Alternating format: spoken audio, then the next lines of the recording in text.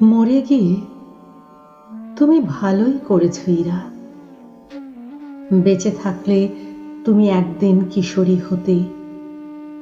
বিদ্যালয় থেকে ফেরার পথে তোমাকে অপহরণ করত পুরুষেরা, তোমাকে সীতাকুণ্ড পাহাড়ে নিয়ে ধর্ষণ করত। আবার হাসতে হাসতে তোমার উলঙ্গ শরীরটিকে ধাক্কা দিয়ে ফেলতো খাদে। তুমি মরে যেতে যেতেও মরতে না, ভয়ে কুঁকড়ে থাকতে। তুমি রক্তে ভেসে ভেসে বাড়ি ফিরতে। তোমাকে ধিক্কার দিত আত্মীয়রা, লজ্জায় মুখ ঢেকে পড়ে থাকতে অন্ধকারে।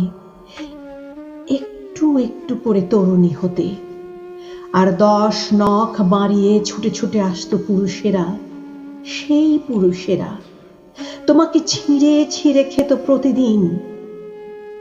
তুমি শৈশব থেকে এদের চেনো। ইকো পার্কের জঙ্গলে এদের তুমি প্রথম দেখেছিলে। এরাই তোমার পাড়ায় হেঁটে বেড়ায়, এরাই তোমার প্রতিবেশী, এরাই স্বজন, এরাই রাস্তাঘাটে, মাঠে, ময়দানে, এরাই শহরে, বন্দরে। এদের একটি মুখ, হিংস্র কুৎসিত মুখ। তোমার কণ্ঠদেশে এখনো কাটা দাগ। পুরুষেরা তোমাকে জবাই করেছিল সেই দাগ। শ্বাস নাড়ে নেই, তুমি কথা বলতে পারো না। তোমার অভিযোগ কোনো আদালতেই নেয়নি। বিশাল ব্রহ্মাণ্ডে একা তুমি, একটি বিন্দুর মতো একা, নিরীহ, নিঃসঙ্গ, নিরাপরাধ।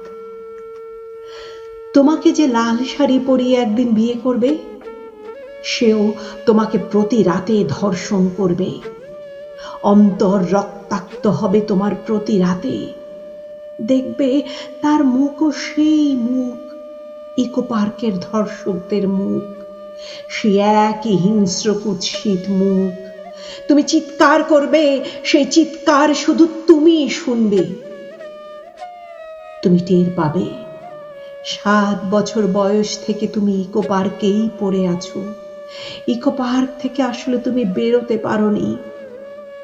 দরজা খুঁজছো, দরজা পাচ্ছ না। ধর্ষণের উৎসব চলছে। তোমার জামা রক্তে ভিজে টকটকে লাল হচ্ছে। তোমার চোখ উপড়ে নিচ্ছে ওরা, তোমার নাক থেতলে দিচ্ছে, তোমার কপাল ফেটে মস্তিষ্ক বেরিয়ে আসছে, তোমার খুলি উড়ে যাচ্ছে, তোমার বুক থেকে হৃৎপিণ্ড বের করে নিচ্ছে ওরা, তোমার ফুসফুসে প্রচুর কাদা জল ঢুকে যাচ্ছে। গোটা জীবনটায় তোমার ইকো পার্ক। হয়তো যন্ত্রণায় কাতরাতে কাতরাতে একদিন আত্মহত্যাই করতে হতো তোমাকে, গলার কাটা দাগের মাপে একটি ওড়না বা একখানা শাড়ির আঁচলের ফাঁস নিয়ে। একদিন তুমি হয়তো এই নষ্ট পৃথিবীর থাবা থেকে, কামড় থেকে বাঁচতে চাইতে। জান্নাতুল নিসাইরা, মরে গিয়ে তুমি ভালোই করেছো। আজ বেঁচে থেকে তোমাকে শত শতবার ধর্ষণ আর শত শতবার মৃত্যু দেখতে হলো না।